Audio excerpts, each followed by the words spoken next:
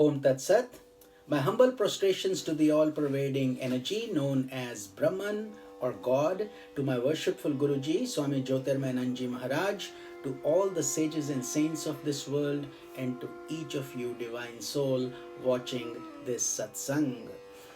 In today's satsang, we will be studying Sutra number 28 from the Sadhana Pad of the Raja Yoga Sutras of Patanjali. So the sutra is Yogang Anushtanat Ashuddhi Kshay Jnana Deeptira Vivek Khyate. Again, Yogang Anushtanat Ashuddhi Kshay Jnana Deeptira Vivek Khyate. Yoga Anga means the 8 limbs of yoga, which we covered in yesterday's sutra. By the practice of Anushtanat means by the practice of. Ashuddhi is impurity. Kshay, having been destroyed.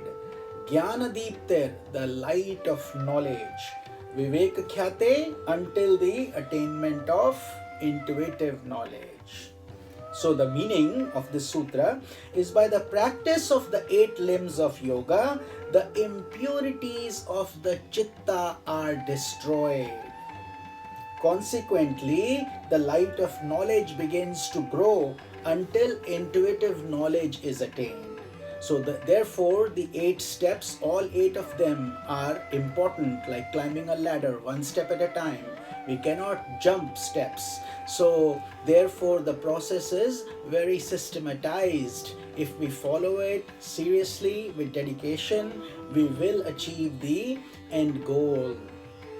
So what happens here is, by that sadhana, by the practice that we are doing, the light of knowledge slowly, the light is always there, but due to the impurities, it has been covered up. So through our practice, we are removing these impurities of anger, greed, lust, because they have kind of formed a crust above our consciousness over many births, many lifetimes actually. So therefore, it is not such a simple endeavor. It depends on how much, where we are beginning our journey from.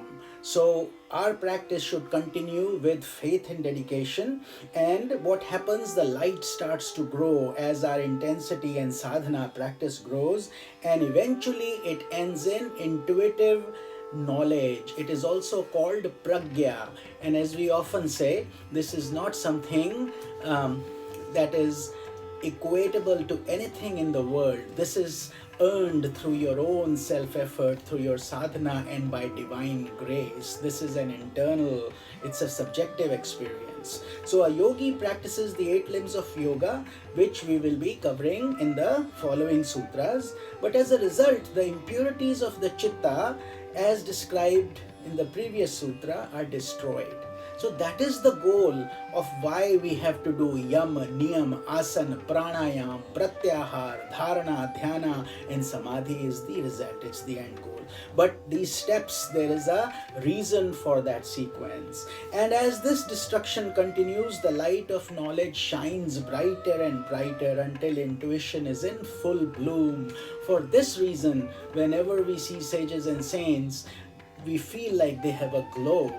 Why the glow? Because the light, their impurities have been attenuated, thinned out, almost gone. So the light shines bright and it gives peace, because that is God's energy.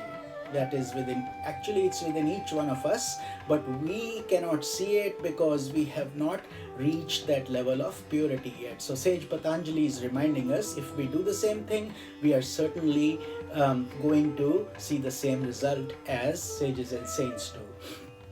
So we will be covering the 8 limbs in the following sutras.